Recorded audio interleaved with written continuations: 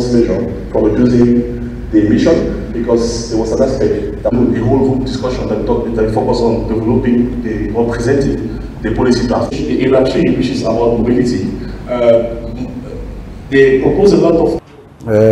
we were given an opportunity to sign the document, United Nations Framework Convention on Climate Change.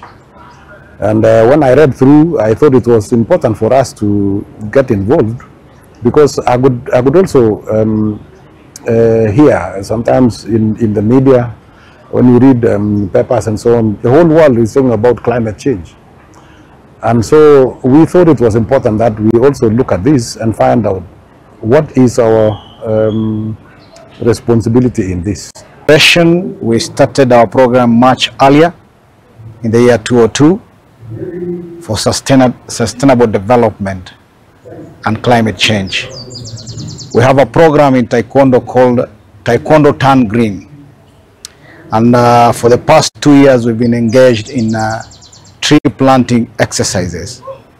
So far, we've planted over 1,000 trees. We've partnered with the prison departments. We've partnered with Kenya Defense Forces and schools.